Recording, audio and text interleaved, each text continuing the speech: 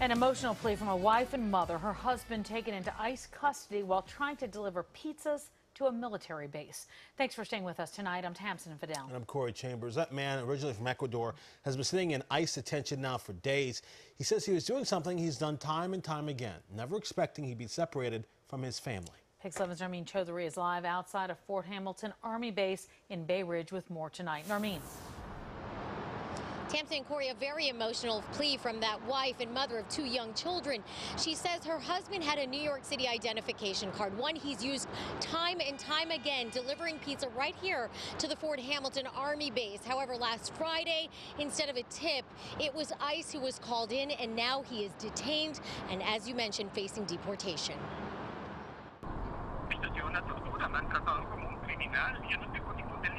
Speaking to Pix 11 from an ICE detention center in New Jersey, Pablo Villavicencio is a man left shattered. Separated from his wife and two children and now facing deportation, his family says, as soon as next week. Now Brooklyn leaders and advocates want to do what they can to help bring him home. Is our city, state, and nation any safer today because Pablo is off the street?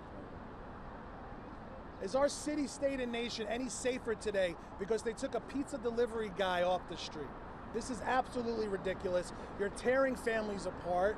Villavicencio describes delivering pizza to the Fort Hamilton Army Base last Friday, as he has done countless times before. He says he showed his New York State identification card at the security gate and was allowed in. But when he reached the actual delivery address, he says he was confronted by another officer and asked to show another form of ID, which he didn't have.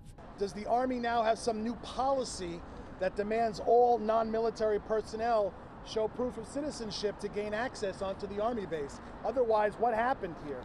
Is this part of some new Donald Trump deportation strategy? Villavicencio says he was detained by military officers and one called ICE. Since then, he has not seen his family. In one day, your life changed.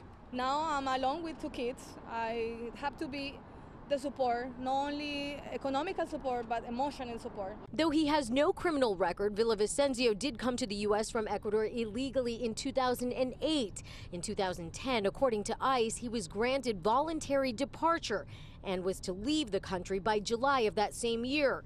He never did, but his wife says they filed a petition challenging that order. The two married 5 years ago, and just this year, he applied for his green card. Every time that he called, he just crying, asking me about them, that he's very worried what is going to happen with us. Now, we did, of course, check in with the U.S. Army as well as public affairs officials here at the Fort Hamilton Army Base for comment on our story, but did not receive any callbacks as of yet. Now, it is important to note a couple of things. One, we did receive a statement from local State Senator Martin Golden.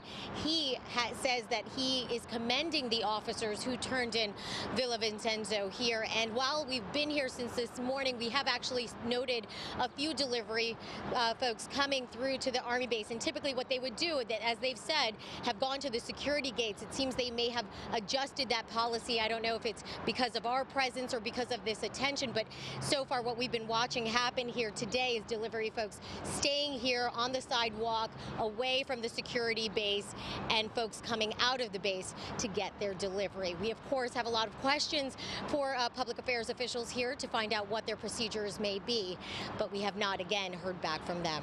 We're reporting live from Bay Ridge. I'm Narmeen Chaudhary, Pix 11 News.